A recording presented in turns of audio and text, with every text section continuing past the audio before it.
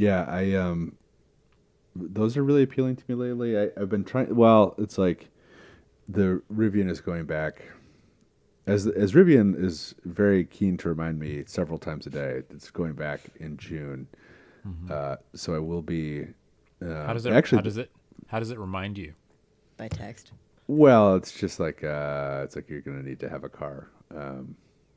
When the Oh, I Rivian see. goes So back. it's not actually like No, Oh, a person from Rivian does call and text me all the time. God. Like Oh, okay.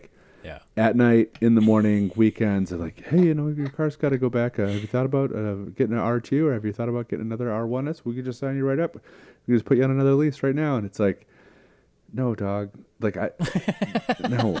Have you noticed that I've been late dog. making payments on this shit for like the last you notice that I was like 3 months behind on this? Like, just chill. You don't want me. You don't want me to do that.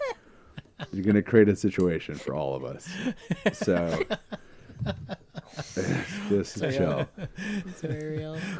This is a subprime situation. Yeah, I'm not your customer anymore. Get us into here. No, none of us win if you prey on me, man. It's gonna go bad. Yeah. It's like, yeah. But I don't know. You're being predatory right now. Right. It's I'm like calling you out. The bass who chokes to death trying to swallow a bluegill. That's you right now. But although I do have the truck, I do have the 911 theoretically, and then I also do have press cars while we have them. So I guess I don't need to buy a car right away, but I am, it's like, oh man, that would be cool. That'd be fun to have a little transit.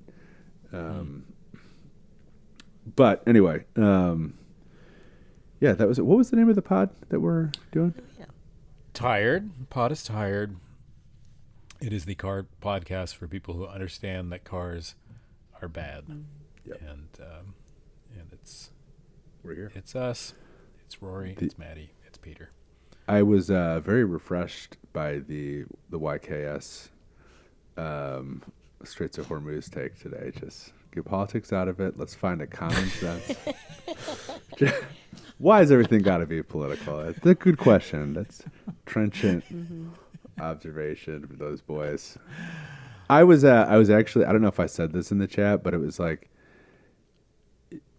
having the realization of watching them kind of goof on the situation and realizing that those two guys who have a podcast that makes fun of Kickstarters would genuinely have done a better job in this situation than actually ended up happening.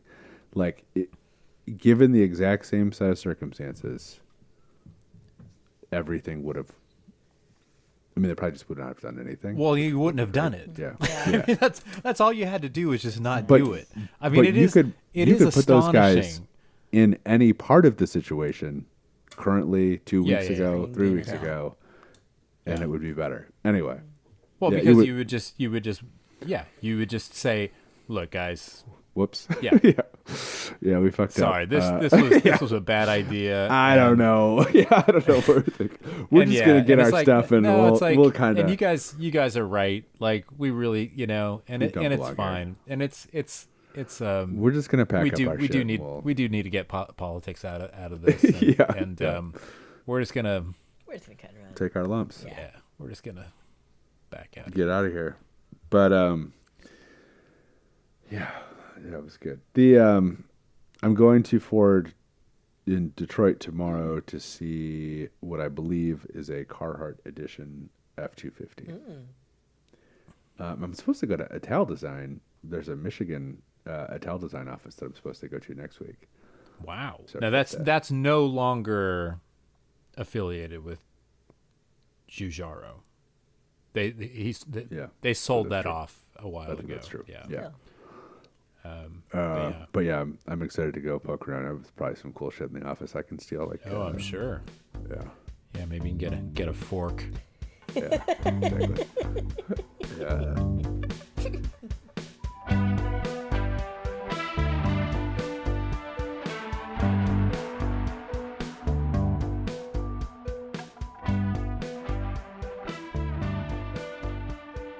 Did I tell you guys I saw the little Ford truck, the new Universal EV? Well, you did. You mentioned it, but I think you were under embargo, so you couldn't tell us Oh, too yeah. much about it.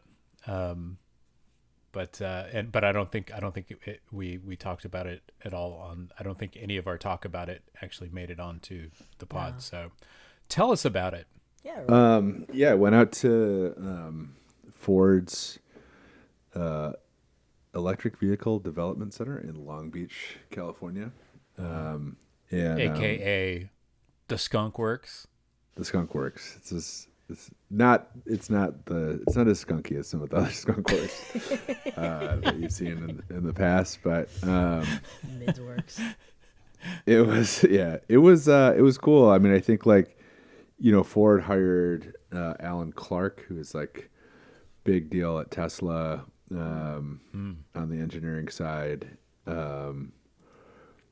in 2022 with the intention of like building this new product that was like going to be some kind of an EV. I don't know, when they hired him in 2022, the world looked so different as far as what EVs were expected to be or whatever. So it's like, who knows what the journey to this product has been. But the whole like setup is like being able to build and develop a car under one roof. So they have there's seating guys like making seats, and part of it there's like 2 or 3 guys who just make wiring harnesses like on a prototype basis. There's designers, there's a paint booth, there's like a milling machine, like a foam milling machine that is maybe 30 feet tall, and it's enormous. It's like one of the biggest machines I've ever seen. It's like very cool. They can build an entire car. This is all in their Skunk Works, their development facility. This is not like a factory. This is just no. This is this is two buildings, but it's prototyping stuff. Yeah, and they're only prototyping this truck. Okay. I mean, they have other stuff built off this truck that will come out of that lab too, but it's like they have a battery lab where they're like testing battery setups, and they had a metrology lab where they're doing like measuring materials, like what is the tensile strength of this aluminum piece, or it's like a complete soup to nuts. Like every aspect of car development pretty much is happening under this room, or in this room, and everybody works like right next to each other, which is really crazy. Like you can just go walk over and be like, "Does this fit on here?" Yep. All right. How big a place are we talking about? Like a warehouse? 250,000 square feet. Yeah. Oh, so a pretty good size. Yeah. Okay. Yeah. But it's like you could imagine, like if you basically put 2 Walmarts together. Okay. It'd be like that. Yeah, that's easy to visualize. Yeah. Yeah, with 2 with a parking lot in between them. But yeah, super cool. I mean, it was like, real. It's like, and I've been trying to get an answer from Ford out of this, but it's like, what are you guys seeing in the economic outlook that leads you to believe that this is like a really important product, like the $30,000 pickup truck? You know what I mean? Like, it's like a lot of the affordability stuff. It's like, this is kind of maybe an answer to that, I mean, I would say as of right now, it's suddenly the answer to everything. A lot of things. Yeah. I mean, like 2 months ago, yeah, what the fuck are you doing? But suddenly, makes a ton of sense. Yeah, anything that is not dependent on gasoline is looking pretty good. Yeah.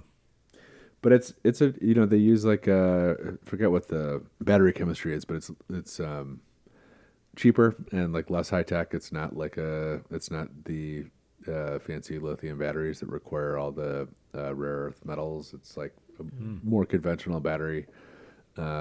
but they're trying to make that up in making it super lightweight and aerodynamic. So a lot of the stuff they showed us was like just eliminating components. They've been really big on like eliminating components. I think like they also showed the like structure, like the frame, the subframes, and they're two big aluminum castings. And this like there's a lot of stuff on here that feels Tesla-y, like the cooling system and the way it's packaged is exactly like Model 3. It's just like a little refrigerator unit and like a bunch of tubing and stuff with like a huge intake that sucks air, like assume right off the ground in front of the car, which always seems like a durability thing to me. But the structure is cast aluminum, two big chunks of cast aluminum, and they're like, we worked with our repair people and we worked with like insurance companies to figure out like what are the common crashes and like how would they be repaired. And it's like the structure is basically supposed to stay safe from most of the big crashes, but if it does get crunched, there's like cut lines on the aluminum that you can just chop it off like with the angle grinder. Yeah. And then I was like, oh, so you like, oh, this is yeah, like well, I could do this that. is like Rory, Oh. tailored for Rory. Yeah. Yeah. Hey, Rory, we made And you then a I was I mean, like, that's been one of the big knocks on like those. I mean, Tesla kind of pioneered like those super Mega like the casting, big giga cast, stampings that like castings. and castings. Okay, sorry, Yeah. and which like great. Okay, it's like cheaper to make, it's efficient, it's strong, whatever. But it's like it's a kind of thing where a fender Almost bender any can fucking accident. total the Totally, car. Yeah. So they're they kind of trying to get the best of both worlds here. We're having a bit of that, but have it actually be repairable. And so we like each one of these stations that we went to, they allowed us to ask two questions. And as we were leaving this first question, That's very like the genie in the bottle, yeah. So, so they asked someone asked the first question, and then I was like, how do you when you cut this aluminum piece off, how do you have to weld it back in? And he goes, no, you can use the adhesive and rivets. And I was like, what? I was like, that's like structure of the car stuff. I was like, what? Yeah. And he's like, yeah, you glue it back together and you can use rivets. And I was like, I have more questions. Like I can't. Where do you get this glue? Yeah. It's You like, want me to get my pop rivet gun and just go in there? Like, okay. yeah. And there's like a lot of like, a lot of car stuff now is just adhesive. Like Adhesives, yeah. It's yeah. true.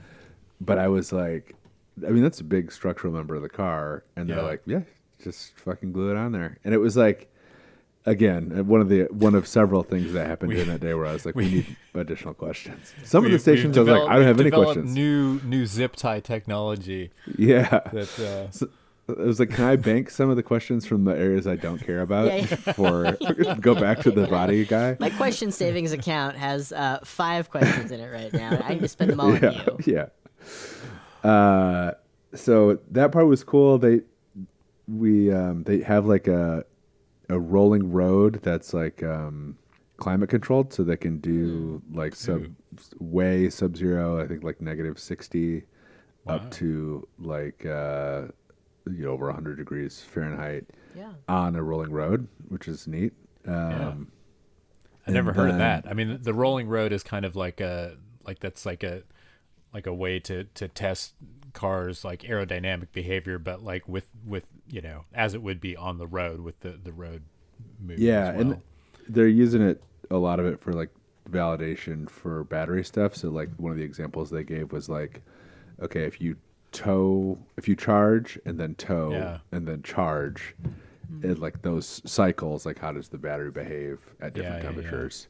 And they said like that was leading, like that was shortening validations for, because it's like building that little capsule that can do a lot of the testing. And at least like they said they'll still do some real world validation, but it's like you can get closer doing it in the building. You know what I mean? Like do it sure. cold, do it. Yeah. Well, Well, they you're have like building like, I mean, it's just like with the like the race cars, where they just build like Yeah. these data sets and then can do all once you've got like the data, then you can just model everything, right? Yep, exactly. But it was cool. They had like a full body shop. They showed us a wooden buck of like an SUV version. They had a real like millennial mood board in the design area that was like, I wrote a bunch of the stuff down, but it was like those little Knox binoculars, like that they saw on Instagram. They had a lot of teenage engineering, like hardware stuff. They had like G-Shock. They had a bunch of like Nike mules, and like it was like very like just millennial ass mood board. And I was like, I just started writing stuff down. I was like, this is fascinating. Like more Wes Anderson shit. Very whimsical. Yeah. But like I was trying to think of like what The movie. Wes Anderson pickup. Yeah, it's like a Wes Anderson in space. There is a specific sci-fi movie that like the aesthetic is like, and this is bad, but I kept the Children of Men movie adaptation with Clive Owen. All the little trucks and stuff that are like very European in scale and like but kind of futuristic looking. I kept thinking about that movie, and I was like, I'm sure they're not going for the Children of Men look. Like that's not good. You don't want to be there. No. This is a fun return But- to Wes Anderson after our previous conversation about Wes Anderson this week. What was the last one? Yeah, what were we talking about? We were- Did we that, were I don't think that made it either. No, we were in voice chat saying how the correspondence dinner shooter was like a real Wes Oh, yeah, Anderson the Wes situation. Oh, that's Yeah. right. Because like someone maybe got hurt and he might have tripped and fallen. There was a thing with the Because dog. he tripped. Yeah. I mean, that was Yeah. the last thing that I think we learned was somebody the suspicion fell. being that he just tripped and fell on his They fucking. That's how he ended up on his face like that. Not good. And that's like nobody stopped him at all. They just shot at him and He just fell down. He just took a header. Turf Monster, I think they say the Turf Monster got him. That video you sent with the security guy looking up, just like, oh. Uh-oh. Yeah. Oh, The shit. look on that guy's face when he dashed past and he just looks up his mouth is just making the round shape. It's so fucking funny, man. Not so good. Oh, I gotta go look at that again. It'll cheer me up. But I don't know. It's like the so fun. did you get to see the Oh, yeah. the truck? Yeah. So So you I'll saw get what to it looks that. like. What does it look like? Well, it's it covered in cool? camo. I don't know. So I think like there's a lot of stuff to get through. I think like the one thing about these types of visits is you talk to these like young engineers, and they're all just like uniformly the most optimistic, excited, engaged employees at whatever. So it's like hard to be cynical about the thing just because everyone's like, this is the coolest thing I will do in my career, probably. You know what I mean? Like, and one of the coolest things you could do as an engineer is to like have that kind of freedom Because 6 months from now you're going to be unemployed. yeah, yeah. But that part of it was super cool. I think they did roll the truck by us. So there was like a staged moment where it was supposed to like drive in front of us as we were crossing like the courtyard, and it didn't work. And so like it came in behind us. So everybody had to kind of whip around to see it. But it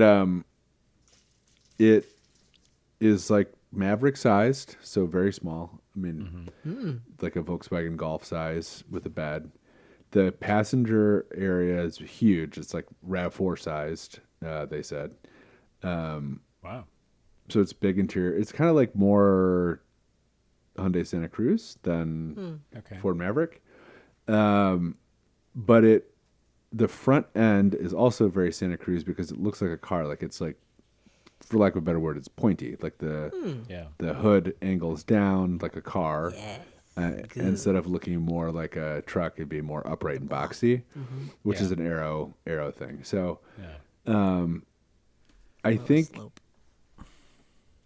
the stuff that I saw some headlights that may have been its headlights that are like little squircles. I saw some taillights that were kind of cool. That may have been taillights, or they may have been taillights from a prototype that they didn't use, or like Amazon taillights from a car that I've never seen before.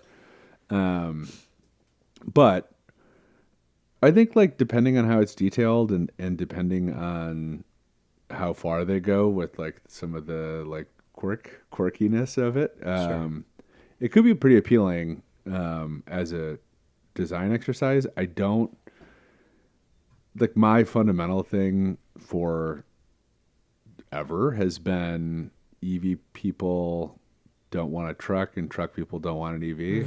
Right. So like the truck EV is kind of doomed. But I don't know. It's like a lot's changed. The price I think point's there. I think that the big rugged the F-150 truck EV is doomed. But I think that small, cheap, useful EV truck. I think that's a very sellable proposition. Yeah. And what it sounds like this sounds like it could actually be like kind of a nice complement to the Slate truck, right? Yeah. Where the Slate truck is similar value proposition, but it's like super stripped, super no frills, but also the presentation is very just kind of like primitive, but like in a cool way, appealingly it was primitive, whatever. It was and interesting. This sounds more like they'd be shooting for something a little more mainstream and car like, right? Yeah, that's definitely true. And I think like they did, without saying it, I think like, and they were at great pains to not throw any shade at the Slate, but it was like, we think people want power windows and a stereo in their car. Right. And I think like, I think that's true. I think the approach is really interesting where it's like Slate is going to get to a price point by using what would be considered a higher tech, more conventional and more common battery technology, but get to a price point by stripping everything else away. Right. And this is like, we're going to use a cheaper battery, but use kind of our industrial wherewithal, manufacturing wherewithal to take cost out of the car in ways that you do not see. So it's like, Slate is like, okay, there's no radio, there's no power windows, there's no whatever. This is like, you have all the creature comforts and the expected car stuff. We're taking money out of the structure of the car. We're taking money out of like the battery, like stuff that you're not touching. So Right. it's interesting. I mean, I think like, again, it's like you said, Peter, like, this seems more prescient or more like, of the time, I guess, now than it did 6 months ago or 5 months ago. But, it's like a lot of this stuff too. It's like the same hurdles do remain for EV adoption. Like it's still hard to charge cars. It's still like yada, yada, all that stuff is still true, which is something like, the Chinese cars discourse has really picked up in the last couple of weeks. And it's like, it is true, I think, that like China could dominate this market because they can build gas cars, they can build hybrid cars, whatever. But it's like all of these products, like Kevin's big thing that we've been talking about is like EV adoption the first time around failed largely because the products weren't very good. Which is like, I agree, like most of the products weren't very good, but my thing is like it was a policy failure where it was like there was not enough support in price support or costs on the hood or money on the hood, and there was not enough infrastructure investment to make it happen, to make charging. So both of those things. So with this car and the Slate,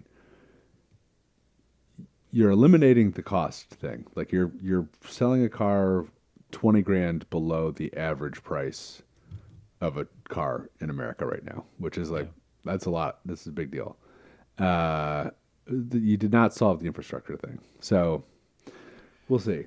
I mean, it's like We'll in see. the slate. I mean, yeah. I mean, there. I mean, the thing is, there are places in this country where Totally. the infrastructure And is not an big issue, markets. you know, And big yeah, markets exactly. too, like and California. I think, and I think that's enough for them to get a foothold, and you know, and once they do, you know, I mean, once they start selling in serious numbers, Yeah. you know, if that happens, I think the you're starting to make a use case for more infrastructure. exactly, Or like a business I case mean, for more that infrastructure. just kind of that would just happen kind of naturally by market forces, whatever. Yeah. Yeah, I think, and I think the other like unspoken thing, especially with the Slate, less so with this car, but like the use case of a large Amazon type fleet buyer or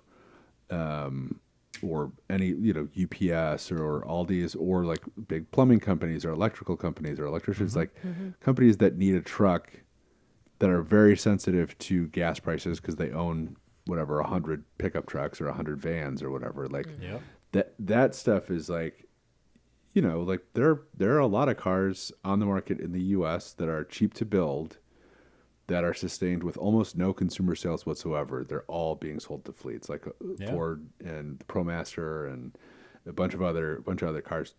No one buys those. No consumers buy them for the most part. But it's like they're still a business, and like, you know, if you're Ford, I'm sure that's not what you aspire to with this car, or if you're Slate, it's not what you aspire to. But it's like, if you're profitable on either of these cars doing that, like, fine. You know what I mean? Like, yeah, fine. Money spent's the same. Yeah, exactly. So yeah, it was interesting. I think like, you know, kind of a classic Rory quick turn on the coast for 24 hours type thing. Got to hang out with Ron Baugh, which was great. Got to hang out with Jesse Wood from the Speeed channel, which we should talk about Speeed at some point on the pod. Do you guys know what that is? You know what? I mean, is it the online thing, or are we talking about like the TV channel? No. Cable Speeed. channel? It's a YouTube channel mostly. Yeah. It's James Pumphrey. He used to be on Donut,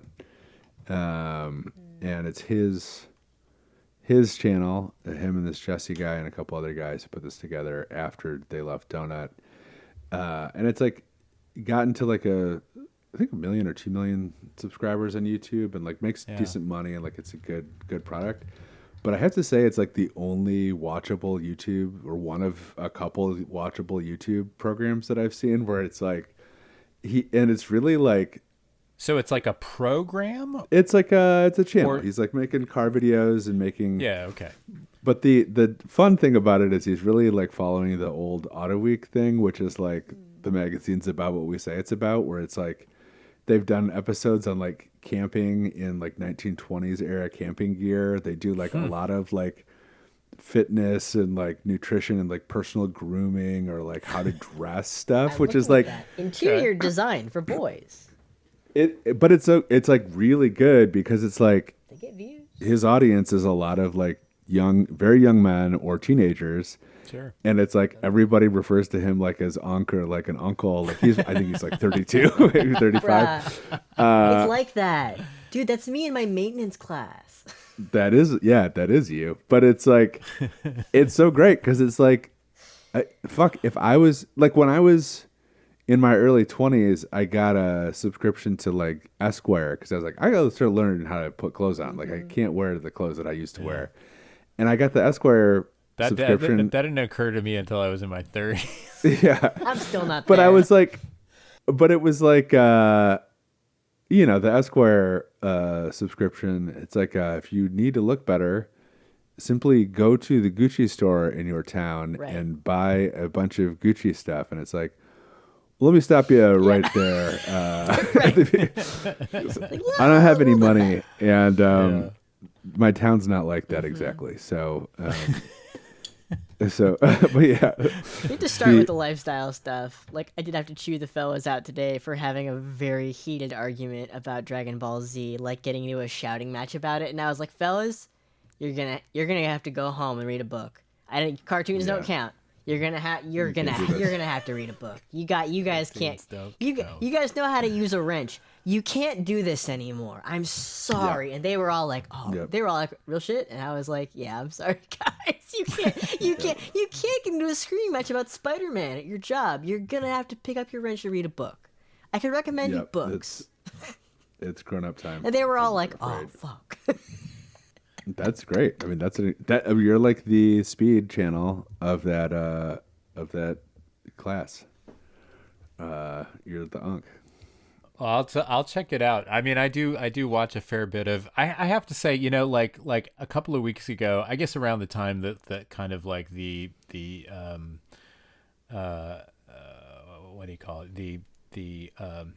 the kinetic operations in the Gulf kind of Kicked off. abated somewhat. But it was right. I mean, like I think I was just kind of, I mean, this thing that had been just like consuming all of my attention for weeks and weeks and weeks, and I was just kind of exhausted with it. And there was one night where I just like was watching, like, making my usual YouTube rounds, and my attention got distracted by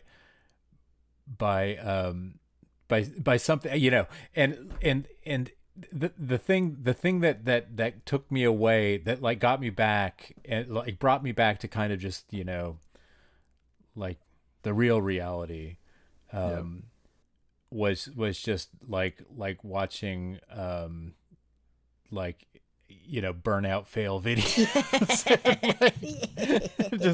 just guys. The algorithm was like, this guy is going in a direction. We gotta reroute this guy. Well, the thing is, we gotta grab it's- him. No, it's like we've been letting this guy go in this direction for fucking, like 6 Years. weeks. Yeah. If not Yeah, years. real I don't know man. what it was that. I mean, really, that's another, just kind of equally, dangerous rabbit hole. But Yeah. but it was nice just to kind of like, it's just like catching up with an old friend, Yeah. Oh, wow. There's a whole lot of like, I haven't just seen like in the half of last these. year, there have been a bunch of like exotic Burnout car like accidents that I haven't seen Yeah. that There you were go. captured on phone digital video, and these are all fresh and new to me. Like, oh, here's this Lamborghini that's just wonderful. on fire. Yeah. That does sound relaxing. Yeah, it's good stuff. Before we leave the your Ford trip topic behind completely, I do have to ask, given that it is a sort of car-like pickup truck coming from Ford, Yeah. are they gonna call it fucking Ranchero? Well, I don't know. I guess they could. I think they should call it the Ranchero. Yeah. We've gone too long without a Ranchero. There was a Falcon pickup too, though. Right? In Australia, the Australian but- pickups were all Falcons, the Utes. Was The there a Ford- Falcon the Ford or Futura pickup? Yeah. Oh, the American ones were called Ranchero. They were called Ford Falcon Ranchero. But there was a Falcon Ranchero in the early 60s. Ooh, motor trend. Everything we know about Oh, the 30,000 sure. Yeah, Ford yeah, of Ranchero course. EV truck. Yeah, interesting. So that maybe they will call it a Ranchero. People I still don't do think it. that's the vibe they're going for. No, but it's a fucking good It's just name, man. it's a And great you've got. I mean, yeah, it's only people as old as me, like the name has any resonance to. But That's a come cool on. name. You're fucking Ford, man. You've got like a century plus of history to draw from. Fucking draw from it. They'll call it. I bet they'll call it the Futura. Maybe not. Futura seems like Futura is such a good name. throwback. I mean, the last Futura that, well, in my mind, is like the maybe that was a name that lived on in other places. I don't know, but in the U.S., I feel like the last Futura was like the kind of '80s like down market Thunderbird coupe. Yeah. You know, that wasn't quite a Thunderbird. It was just like the Fairmont coupe or something. Like I a think there was real fucking malaise car. It's like we're not even fucking trying here. I don't know. It's like the worst. Just the absolute bottom. There was I think a Futura concept, I want to say, like in the early thousands. Oh, that sounds right. Yeah, it's But a good name. it predates my trip out to Ford, but I posted a picture on Instagram website last night of this Ford Transit Connect, the Focus based one. yeah. Oh, I They're did built see in that. Turkey, Yeah, and they were you shipped to sent- the U.S. as a knockdown and assembled here to avoid chicken tax type problems. But there's one with Ace Hardware decals on it that I Yeah, drive by. you sent the pic to the chat too. Oh, I did. Okay, cool. Yeah. Though the styling of those has aged so well. They Yeah. look so. Again, another Children of Men ass car. I think this is like I'm gonna define the genre of cars that look like production design from Children of Men. But Good article. Like that. it's got the ribbing on the side, like to strengthen the tall bed. It's got like the plastic cladding and like the little kind of friendly square headlights. But like No, I those love are it. super cool looking now, and like you could get them with a stick. There's a pretty vibrant swap community doing engine and transmission swaps with those cars, like Ford Focus ST type stuff. Would be incredible. But They are very cool. I mean, when those cars were, or vans, were new, I thought that was such an appealing package. I thought they were so cool. All I could think was like if you were just like a band starting out, like a two-piece band, perfect tour vehicle. Yeah, I mean, you could like put gear on one side and put like a cot on the other. Yeah, Like totally.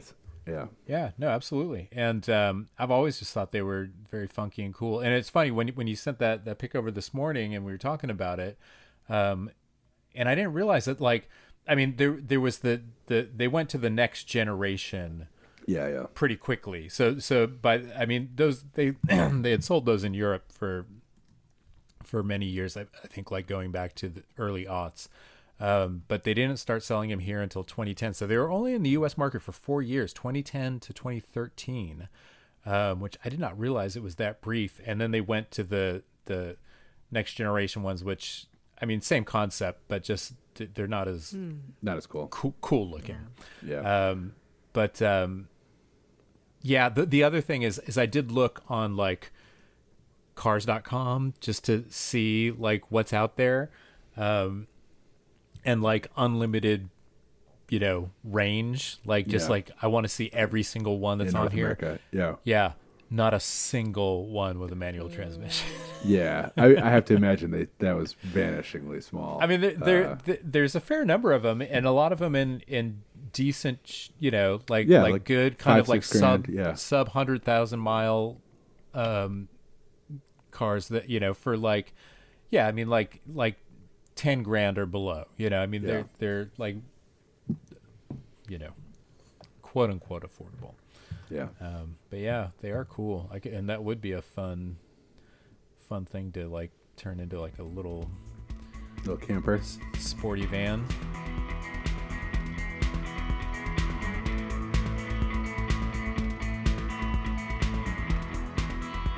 But I have been acquainting myself with a lot of Brandon Eggleston's friends from Tour World, and boy, what a journey through a absolutely delightful set of people who are very just cool and kind and like very excited, and man, been nice. I It's been a fun week. There's another guy named Rory, which has been Additional Rory. actually a fucking nightmare. I had like, I just like, you don't think, if we talked about it on the pod before, how like at the Masters, I kept hearing people say Rory, Rory, because they were talking about Rory McIlroy, and I was like, Oh yeah. I always turn around. Like you guys, if you Yeah. hear someone say, "Hey Matt," "Hey Pete," or whatever, you probably don't turn around. I 'cause assume you're there's like, 5 of me anywhere. There's 10 more Matts Yeah. every time you turn your head. Well, I'm used to my entire life being the only Rory around. But I yesterday made a note to Rory, to myself. He said, "Call me at 5." And so I made a note in my calendar that said, "Call Rory at 5." And then my little alert went off and it said, "Call Rory." And I was like, oh, this person is going to call Rory, me, on the phone in a few minutes. So I'll be ready to receive that call. And then something happened. And obviously he didn't call me because I was supposed to call him. You gotta do the last. Gotta name go thing. last name mode. Yeah. Yeah. And he texted me at 7:30 and was like, "Hey, do you still want to talk?" And I was like, "Oh fuck, I'm so sorry." But lovely guy. I talked to him for like an hour. But and then I was like, if we do end up working with this guy, I don't know if I can handle the continued complications that this would cause for me. You know what I mean? Like this is the first. Well, you just warning. gotta just invent a new convention. Yeah. I mean, I was in a band with a number of Johns true. for many years, true, and yeah. there are ways to get around it. Even when I was around, it was a problem because someone would walk in the bus and go, Matt. And me and Matt Douglas would both go, what? Yeah. I think I'll just change my own name. Yeah. Well, I mean, You just use your your RC. Yeah, you just use your regular. You just use your wallet My one. Bible. I use my Yeah, government. your name, wallet yeah. name. Yeah, Robert. which is crazy. Robert. Ah. Yeah, it is crazy. Bananas. Yeah. Little known fact. Only a few people and the NSA guy who follows our voice chat. Hi, NSA guy. Yeah, and listens to the podcast. He's a gotta Patreon be. member. Yeah, he's in there. Speaking of that, I showed the girls Back to the Future last What do weekend. they think? Huge hit. Really? They were so skeptical. They're like, I don't want to watch this movie. It's too talky. It's too boring. Like, who are these people? Who are they? talky. It's like, beautiful. movies that don't Right, where move there's at not a modern explosions pace. happening every 10 seconds. 2 seconds. Yeah. But they were enthralled by the end of it. They were like, Oh wow. That's great. absolutely into it. Yeah, very good. Some good cars in that movie too. I don't think I've ever actually seen the whole thing. I don't think I've ever. I mean, that's just like for me. That was just kind of like in a funny valley where when it came out, You were too old. I was too cool. Yeah. I was Too cool, I was so like you a, were I was too- a you high were school. an older teen. Yeah. Yeah, I'm a high school kid who's like fucking like listening to Big Black. You know, it's like I'm not Yeah, right. fucking. We're not interested watching in, like- Back to the Future with the Hugh Lewis soundtrack. That's not what we're doing. Yeah. It's like, sorry, man. But had you been a few years, had you been 13 when it came out, Yeah. it probably would have caught of you course. directly. Yeah. Yep. Just, you were too old. Was the window. Yep. Yeah, I was just outside of it. I will say, it does absolutely hold up. The movies are great. A few years ago there was a very drunk type situation where I watched all 3 movies consecutively, which if you try to do that with like Star Wars, you will try to blow your brains out. Or I found I could do it with the Back to the Future or Lord of the Rings fine. It's like Lord of the Rings are good. they were like Yeah. they were just like at the right wavelength of like me being, fairly. I feel like Mission Impossible is a good contender for that, probably. Totally. Ocean's movies, Yep, no, totally. because 2 you get stressed out. Nope. Yeah. Sam Smith wrote a thing years ago about watching all of the what do you call it? Fast and Furious movies stoned. Ah, Like getting really high and watching all of them. whatever it was up to There's at 10, the I think. time, Yeah. but it was a lot of they them. went to space. Which I thought like that would be pretty fun actually. You'd be In there all day. in my straight edge days in high school, which I know if you're not now, you never were, but uh, my a bunch of my high school friends made a plan. It was like when the Star Wars prequels came out, and they were gonna watch all the original movies, and then start with episode 1, 2, and then go see 3 in the theaters. Tough day. And the idea was they were going to drink and do a bunch of drugs to like make it manageable, but it became a real hothouse in there, and everybody got mad at each other, and there was a lot of fighting and arguing. It like became a real mess, and they legendarily did not make it to the third movie because everybody got mad, went home, and people screaming at each other, and it was a real. I would just think that like if you watched the first and second one of those, like that to me would just like why would why do I need more of this? Why?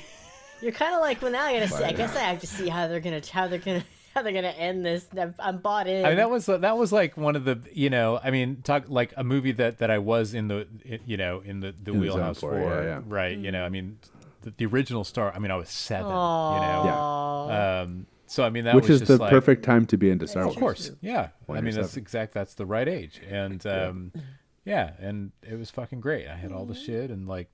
But also it's like, you know, when you're 7 and it's like, oh, and you know that like there's, you know, because from the outset it was like, you know, we're gonna make this is a trilogy, you know, and it's like, very exciting. oh, there's gonna be a next one that'll come out like when I'm in, you know, whatever grade, you know, and it's like, you know, when you're fucking that old, like 3 years from now, like, you know, I'll be 10, I'll be in 5th grade, like that just seems like a lifetime. It literally is your entire lifetime over again. And like, I mean, that just seems like, you know, imagine how far into the future you can even like, you know, conceive of, and it's like it's me beyond being 75, that, you know, right?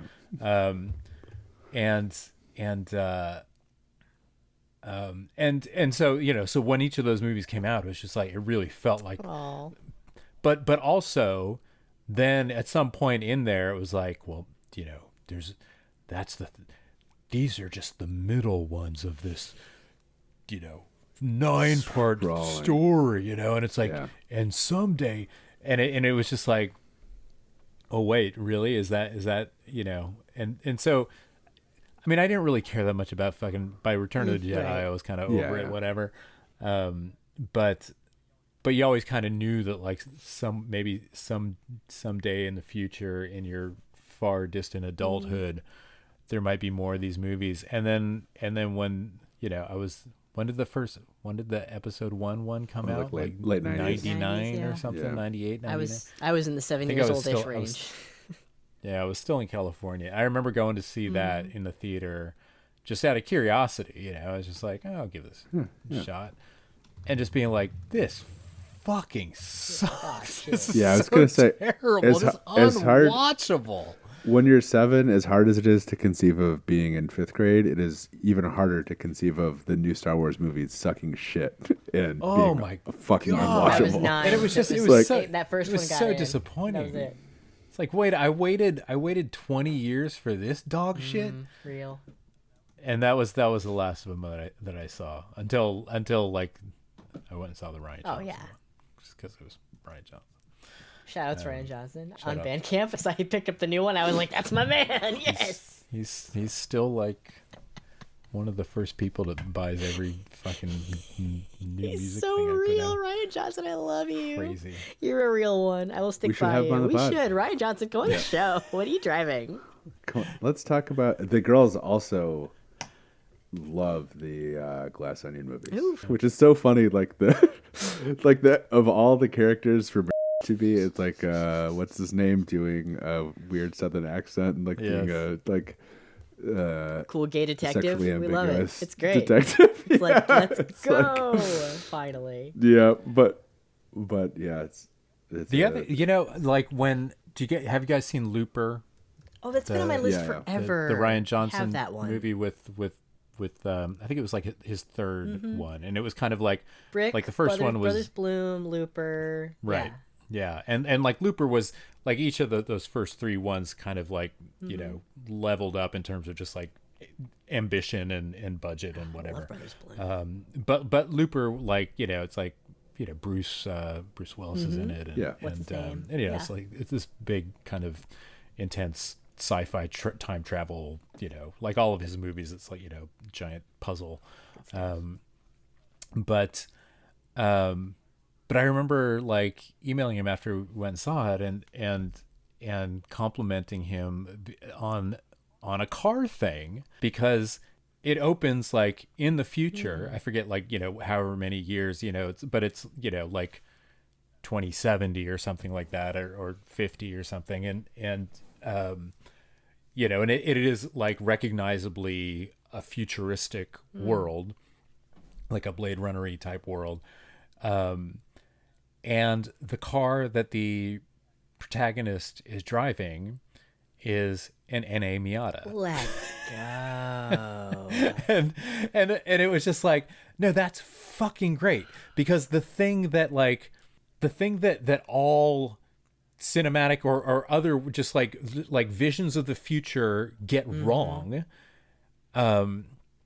almost always is they exclude the fundamental fact that like the future includes the past. Yeah. Like It's stuff never from now will be like a there. clean break, It's like Unless you're like 500 in 20 years in the future. Yeah, exactly, The shit from now will be Yes. there. Yeah. right. And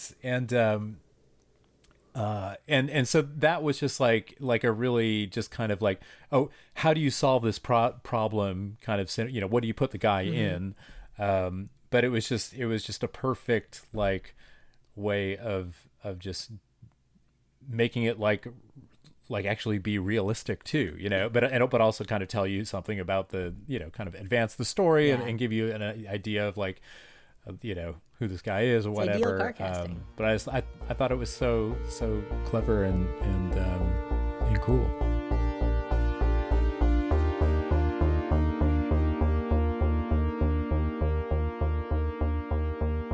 Did you see that Alex Zanardi died? Yeah. He I mean, I must have seen him race like when he was doing IndyCar stuff in the 90s. And but Rory, but he was also, I remember we were both at Daytona in 2019. Did you encounter him there? What? No, I mean I saw the car, and I may have seen him like around, but I didn't speak to him or anything. It was a crazy huge deal.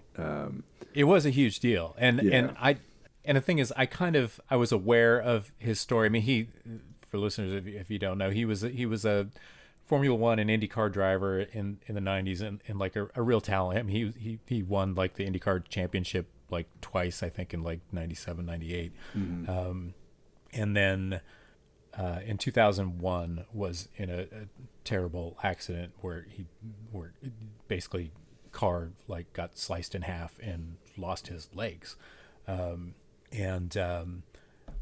he came back to drive competitively using hand controls, and then also like became like a fucking Paralympian, like hand cycling gold medalist in like 2 Olympics. He won like the New York Marathon, and for hands, I mean, just like this guy who is just like indomitable spirit and dude, and then very cruelly in 2020 was in another terrible accident in his like hand cycling wheelchair thing, and never really kind of made it back to public life after that. But he was at the Rolex 24 in 2019 that Rory and I were both at, and driving the BMW, right? Mm-hmm. Yeah, in the car with like Colton Herta was one of the other drivers in that car, and thing is, I remember seeing him like around, like both in the paddock, and he was just like constantly swarmed, just like where there was just always a crowd around him, and he was just signing. And I have some great pics of just him just signing stuff for people and I mean, and he just had like that just that thing of just like that kind of magnetism and charisma and just like total positivity. And I was also in the media center when like, you know, they, you know, he basically had, you know, they had a press conference just for him, and so that people, you know, media could interview him and stuff. And it's like, you know, it's like those media center things, you know, they're usually just, you know, they're pretty, you know, perfunctory and kind of pat and kind of just like, you know, the thing. But that guy had such genuine charisma and it really was the kind of thing where it's just like everybody in that, I mean, and you know, media center in fucking Daytona, it's a big room. There's a lot of fucking people in there. And there wasn't anybody who was not paying attention. Like, I mean, every eye in the room was on him and hanging on every word. And he was just like, just incredibly, just thoughtful and positive, just, you know, I mean, it just sounds like hokey and bullshit to just say he was a positive person. I mean, obviously, I mean, Yeah. Just like a beloved guy. Yeah, I probably would not attitude have or the whatever, same response to, Yeah. yeah, but I mean, it was pretty extraordinary just to be in the room and experience that, and yeah, just a real shame that yeah, one of those, you know, it's like when he had that second accident, it really was just like one of those things where it's like come you on. Yeah. know, the people, the everything happens for a reasoners that you encounter Blow the fuck in out. life. It's just like, Yeah. you just want to just go, yeah, okay, Yeah. Okay. Yeah. Why this? Yeah. CTFO. why are would we you do this to this fucking guy, you know, who's just done nothing but inspire people, you know, and yeah, anyway, but yeah, RIP to Alex Zanardi. A real hero. I mean, like Shout out to a genuine hero. just kept doing what he loved to do. Like that's something when obviously literally everything is stacked up against you, still getting to encounter what's the, how is it described as sort of speed is the last true new pleasure invented by modernity. And it's like, yeah, you do want to get back in there, and like you gotta get back in there.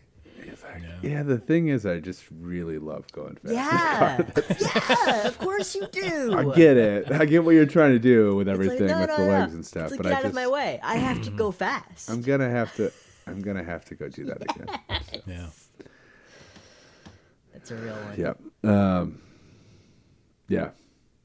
All right. Should we wrap? Absolutely. Let's wrap. All right. All right, boys. Stay Sorry. tired, everyone. Stay tired. Sorry for the short one. It's We still got like a, Yeah. we still got time. We're good.